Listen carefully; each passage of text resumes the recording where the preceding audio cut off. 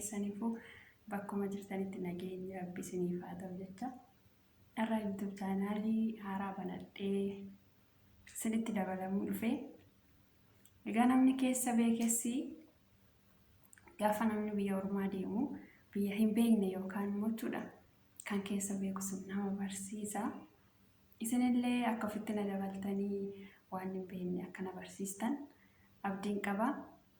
Egaa ammaa fi kaameraa bareedaati yookaan immoo waan nama bashannansiisu waraabuu isiniin mala garuu fuulduratti karoora hin qaba waan ta'eef please maatii naaf ta'a. Subscribe jedhamti miti subscribe naaf taasisaa, maatii naaf ta'a, na jabeessaa. Waan beeknu walirraa hubanna. Namni akkuma fuulli keenya addaa fi akkuma maqaan keenya addaa kennaa adda addaa qaba.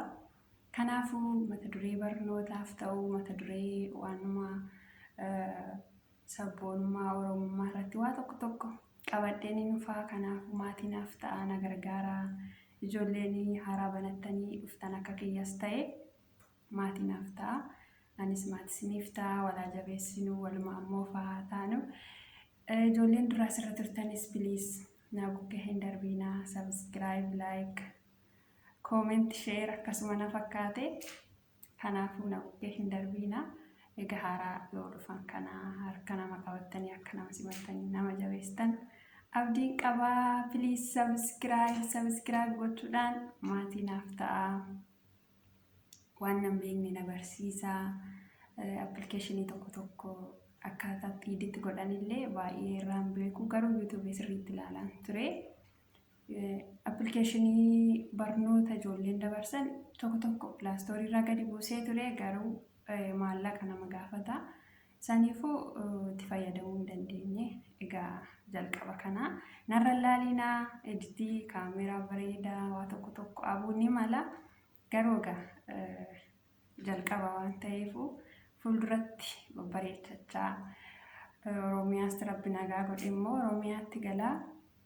Viidiyoo haalaan bareedaa haalaan nama bashannansiisu ergaa dabarsuu hojjedhee isin biraan geessisuu ni danda'a. Ammaaf garuu gola ormaa keessa hin jira.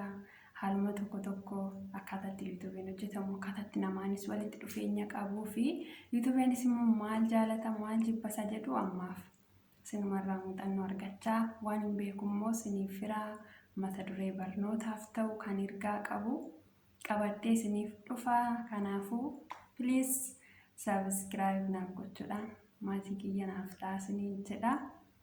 Hedduu isin jaaladha, isin kabaja. Ijoollee Oromoo mara keessanuu please na bira hin darbinaa maatii naaf ta'a. Subscribe please na bukkee hin darbinaa.